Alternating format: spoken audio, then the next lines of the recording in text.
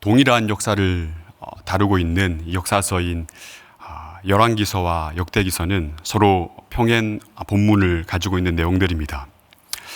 열왕기서와 역대기서를 가만히 살펴보면 그 관점에 있어서 다양한 차이들이 있겠지만 그 중에 가장 중요한 것은 두 역사서가 말하고자 하는 그 결론이 확연히 다르다라는 사실입니다.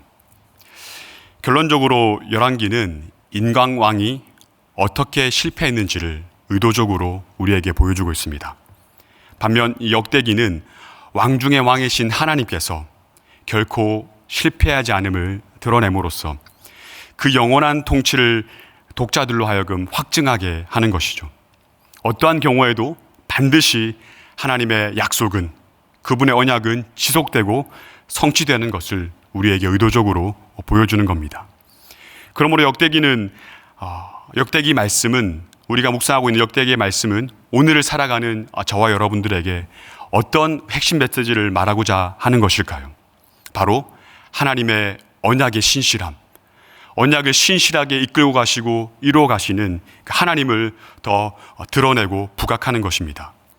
이스라엘 공동체가 어떤 약속을 하나님과 맺었는지, 그리고 그 약속의 내용들은 무엇이고 그 약속은 어떻게 이루어졌는지, 그렇다면 오늘 우리가 그 약속을 근거로 어떻게 우리에게 주어진 이 사명의 하루, 복된 하루를 살아낼 수 있는지를 우리에게 알려주는 것이죠. 이러한 관점을 가지고 본문 말씀을 함께 살펴보도록 하겠습니다. 우리가 함께 읽은 이 역대하 8장은 앞서 1장부터 7장까지 솔로몬 통치 기록의 그 마지막 단락으로서 솔로몬의 업적과 그의 명성을 집요하게 강조하는 본문입니다. 다들 아시다시피 역대기는 포로기 이후 이스라엘 공동체를 향해서 이스라엘 공동체를 원독자로 기록한 하나님의 말씀이죠. 우리가 정확하게 이해할 수는 없지만 역대기서를 가장 먼저 접했던 그 1차 독자인 그들의 상황을 한번 생각해 보겠습니다. 북왕국 이스라엘과 남왕국 유다가 이방 민족에게 차례대로 멸망당하게 되는 하나님의 강력한 심판을 경험했습니다. 영원할 것만 같았던 다윗의 왕조, 다윗 가문이 폐위되고 국가가 멸망당합니다. 또 어쩌면 목숨보다 더 소중하고 가치 있게 여겼던 그들의 핵심인 성전이, 예루살렘 성전이 파괴됩니다. 그리고 숨도 제대로 못 쉴 정도로 피마른 억압과 착취를 그 포로 생활을 통해서 경험하게 되죠. 언어도 문화도 가치관도, 어쩌면 그들이 말하는 전통과 신앙도 완전히 다른 환경으로 강제 이주당해서 70년이라는 시간을 포로로 보내게 됩니다. 오랜 시간 포로의 삶을 경험하고 우여곡절 끝에 다시 하나님의 은혜로 고국으로 돌아왔는데, 지금 그들의 마음에, 그들 앞에 놓여진 상황 속에 남겨진 것이 무엇이겠습니까? 바로 절망과 패배의식뿐입니다. 어쩌면 멸망의 원인을 제공했던 조상들을 향한 그 원망의 마음이 그들 가운데 있었을 것이고, 또 주변을 돌아보니 강대국들의 그 강성함과 왕성함 앞에 상대적인 박탈감을 느꼈을 겁니다. 결단하여 고국으로 돌아왔지만 지금 그들의 눈앞에 보이는 것은 초라하게 재건된 성전뿐입니다. 아마도 모든 이들이 내면에 이런 질문을 던지고 있었을 겁니다. 하나님, 아직도 우리에게 관심이 있으신 것인가? 아직도 하나님의 언약들은 유효할 것인가? 다윗에게 준 하나님의 약속들은 여전히 우리에게 어떤 의미가 있는 것인가? 이런 의문과 질문을 동시에 가지고 있는 그 이스라엘 후기 공동체를 향해서 역대기 전하는 다윗으로부터 솔로몬으로 이어지는 이 다윗 왕권의 위대함과 지금 건축된 솔로몬 성전의 영광스러움을 의도적으로 극대화시키는 방식으로 후기 이스라엘 공동체에게 역대기를 지금 써내려 가고 있는 겁니다. 본문 1절부터 시작해서 16절까지의 내용을 하나씩 살펴보시면 지금 역대기 저자가 의도를 가지고 솔로몬이 이룬 업적들을, 그리고 그의 왕권을 부각시키고 있는 것을 확인할 수 있습니다. 우리 그 내용을 하나씩 좀 살펴보도록 하겠습니다. 20년이라는 세월이 흘러서 드디어 성전 건축과 궁전 건축이 완료되었습니다. 그 내용이 1절에 기록되어 있죠. 그리고 이어지는 2절부터 6절에서는 솔로몬이 이룬 그 주요 건축 사업들에 대해서 자세하게 기록하고 있습니다. 2절을 보시면 성읍들을 건축했다라고 기록하고 있습니다. 어떤 성읍들입니까? 후람이 솔로몬에게 되돌려준 성읍입니다. 후람이 솔로몬에게 되돌려준 성읍들은 어떤 성읍들입니까? 역대기에서는 자세하게 기록하고 있지 않지만 열왕기서를 보시면 9장을 보시면 열왕기상 9장을 보시면 그 내용이 조금 더 섬세하게 기록되어 있습니다. 솔로몬이 그 성전을 건축할 때에 그 후람 왕이었던 두로의 왕이었던 후람이 건축 자재들을 후원합니다. 그 대가로 솔로몬이 두로 왕이었던 후람에게 열왕기서를 보면 히람이라 기록되어 있어. 그 히람 왕에게 20개의 성읍을 내어줍니다. 그런데 건축 자재 후원의 대가로 받았던 그 20개의 그 성읍들이 마음에 들지 않는 겁니다. 열왕기서 9장을 보시면 후람이 20개의 성읍이 마음에 들지 않았다라고 정확하게 기록하고 있습니다. 그리고 그 땅에 이름을 붙입니다. 가불이라는 이름을 붙이면 다시 솔로몬에게 그 땅을 던져버립니다. 가불이라는 말은 좋지 않다, 가치가 없다라는 뜻입니다. 다시 말해서 좋지 않고 가치 없는 것을 받아서 다시 솔로몬에게 돌려준 겁니다. 상식적으로 생각해 보면 볼품없고 가치 없는 땅을 그 후람에게 건네는 것은 상대방을 업신여기는 것이고 속이는 행위죠. 그런데 오늘 본문에서는 어쩌면 이 사기와 같은 이 행위를 재건축에 성공한 사례로 소개하면서 의도적으로 솔로몬의 업적을 높이 평가하는 것을 볼 수 있습니다. 이어서 3절을 보시면 솔로몬이 하맛소바를 점령했다라고 기록하고 있습니다. 이 하맛소바라는 것은 지명이 아닙니다. 당시 하맛 왕국과 소바 왕국을 합친 단어입니다. 건축 기사 가운데 계속해서 건축의 주요 내용들을 기록하면서 점령 기사를, 영토를 확장했던 점령 기사를 추가로 언급하고 있는 것을 볼 수 있습니다. 이것은 어떤 의도를 가지고 있는 것입니까? 이것을 언급함으로써 이스라엘 왕국의 그 다윗 왕권과 솔로몬 왕권의 그 강성함과 강대함을 의도적으로 드러내고 있는 것이죠. 이렇게 점령을 통해서 영토를 확장했을 뿐만 아니라 4절을 보시면 광야에 다드모를 건축하고 또 하맛에 국고성을 건축했다라고 기록합니다. 이 다드몰은 다메섹 북동쪽으로 한 240km 정도 떨어진 그 무역 도시입니다. 주변의 모든 땅이 이 광야다 보니 메마르고 아무것도 없었는데 특별히 다드몰 지역은 오아시스와 함께 풍성한 열매들이 함께 공존했던 곳입니다. 이 지역을 왕국의 북동 지역의 전초기지로 삼아 건축한 것이죠. 그리고 당시 육상 무역에 있어서 매우 중요한 도시였던 하맛에 국고성을 건축합니다. 국고성이 무엇입니까? 나라에 필요한 물품들, 그 재반 자원들을 쌓아놓는 곳이죠. 특별히 식량과 무기를 비축하는 장소입니다. 마찬가지로 역대기 기자는 다드모가 하맛을 점령하여 그것을 전초기지로 삼은 이 솔로몬의 업적을 의도적으로 강조하고 있는 것이죠. 이어서 5절을 보시면 벳호론을 건축했다라고 기록합니다. 이 벳호론이란 말은 이 집이라는 단어와 호론이라는 단어의 합성어입니다. 다른 말로 표현해서 호론신의 집이라는 의미를 가진 지역입니다. 에브라임과 베냐민 지파의 그 사이에 있는 지역입니다. 이 두 성읍은 서로 3km 정도 떨어져서 위치해 있습니다. 그리고 고도, 높낮이로는 180m 정도 차이가 나는 그런 지역입니다. 그래서 성경에서 윗베론과 아랫베론으로 설명하고 있는 것이죠. 특별히 이 지역이 중요한 것은 당시 그 왕의 대로로 알려졌던 그 지중해를 끼고 있는 그 해변도로, 그것과 예루살렘 성전을 연결시켜주는 군사적으로 경제적으로 굉장히 중요한 지역이었습니다. 이 지역을 솔로몬이 확보했을 뿐만 아니라 이 지역에 무엇을 세웁니까? 성벽과 문과 빗장을 만들어서 더욱더 견고하게 세팅하고 이렇게 우리의 왕국을 더 이렇게 강성하게, 그 어떤 민족도, 그 어떤 이방 민족들도 침범하지 못하도록 가장 중요한 곳을 이렇게 잘 만들었다라고 다시 한 번 더 솔로몬의 업적을 부각시키고 있는 것이죠. 6절도 마찬가지입니다. 6절에서 솔로몬 왕국이 군사적으로 매우 강성했다라고 기록하고 있습니다. 이 바알랏은 당시 블레셋의 침략을 막기 위해 세워진 군사 요새입니다. 군사 도시인 것이죠. 모든 국고성들과 병거성들과 마병성들을 건축하였다라고 말하면서 막강한 군사력을 자랑하고 있는 겁니다. 이렇게 계속해서 역대기 기자는 다윗과 솔로몬 왕권의 위대함, 그 강성함을 자랑하듯이 의도적으로 드러내고 있습니다. 이어지는 7절부터 10절에서는 역군 착출과 조직 편성에 대한 내용들을 기록하고 있습니다. 7절에 등장하는 그 민족들을 우리가 잘 알고 있습니다. 가나안 정복하기 이전부터 다양한 이방 원주민들의 그 내용들을 기록하고 있는 겁니다. 그리고 8절에서는 이들 가나안 원주민들을 솔로몬 건축 사업의 역군, 즉 강제 노동자로 현장에 전적으로 동원했다라고 기록하고 있는 것이죠.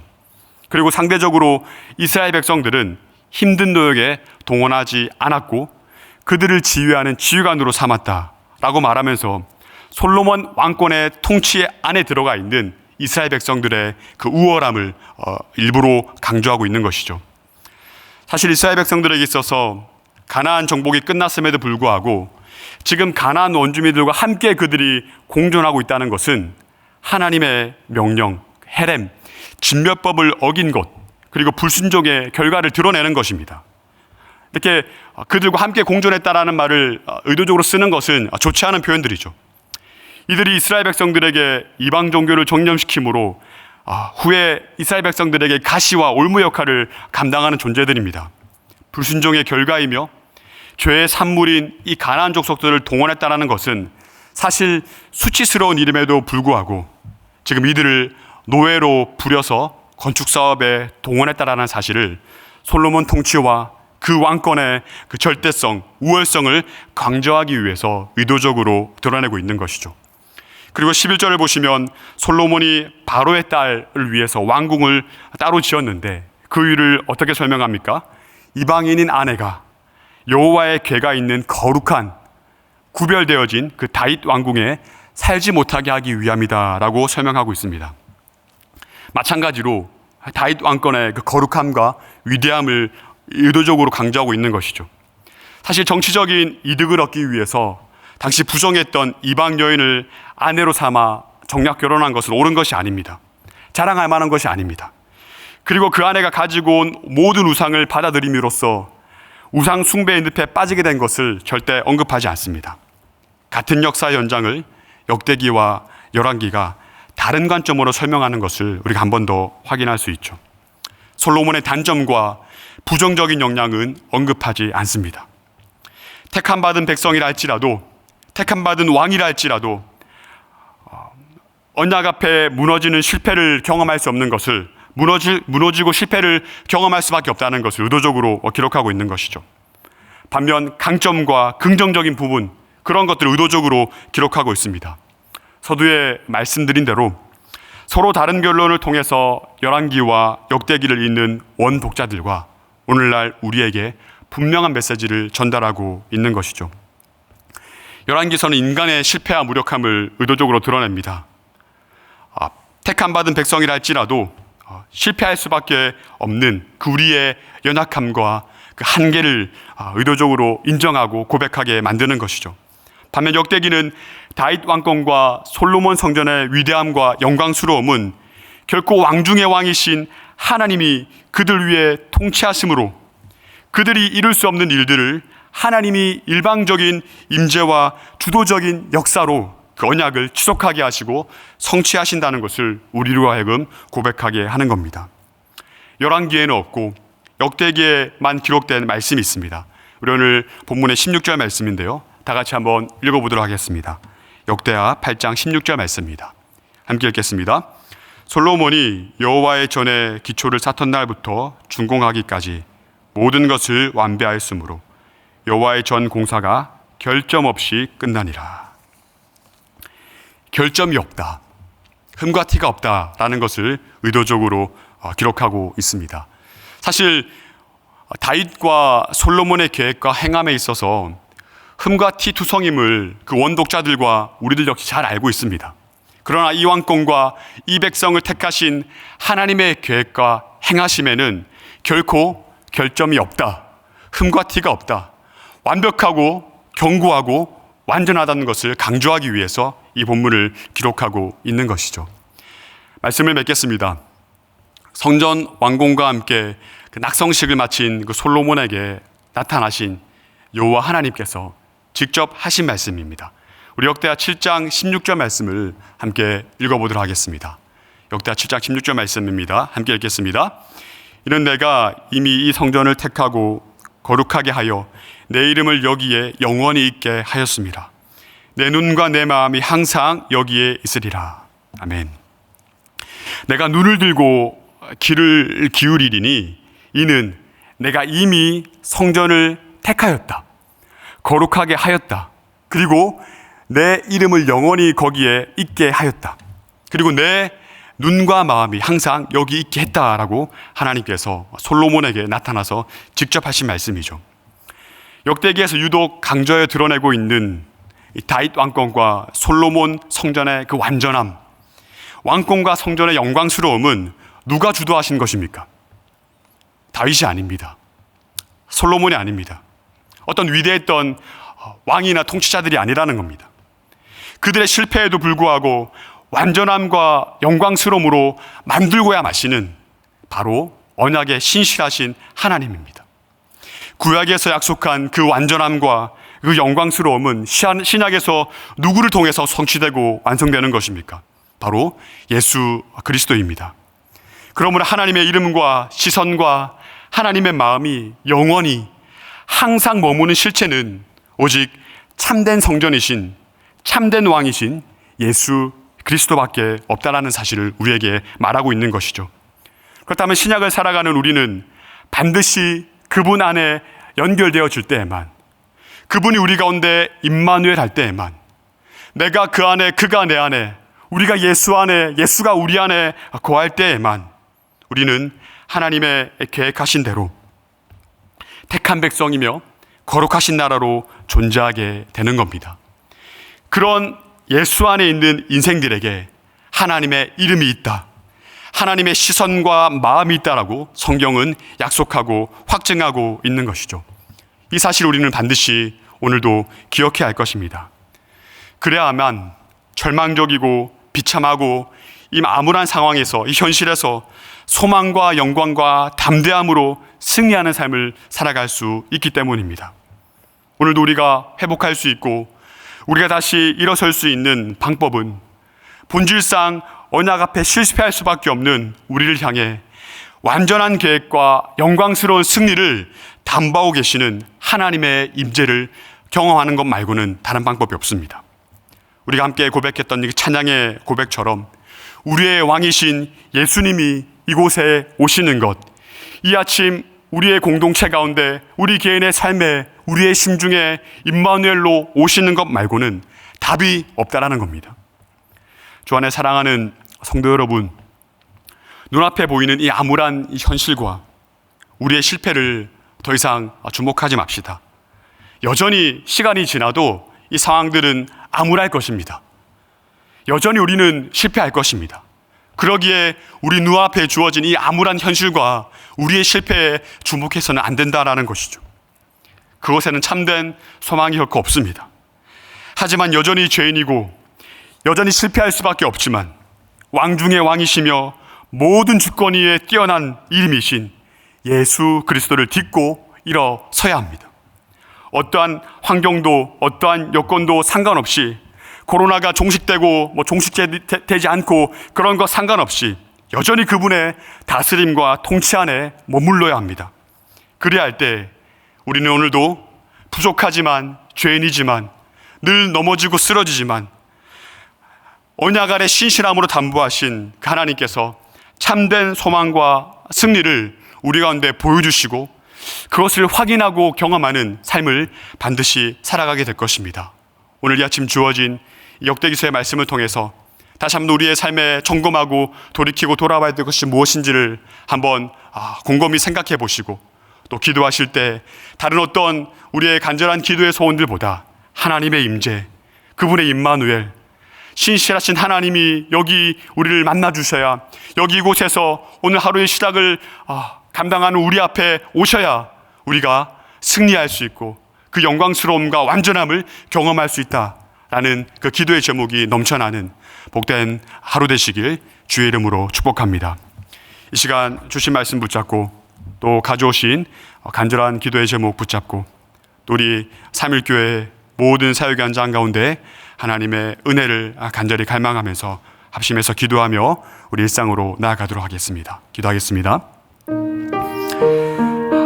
신실하신 하나님, 은혜를 감사합니다. 여전히 죄인이고 여전히 실패할 수밖에 없는 우리의 연약함과 한계를 주의 말씀을 통해 보게 하시고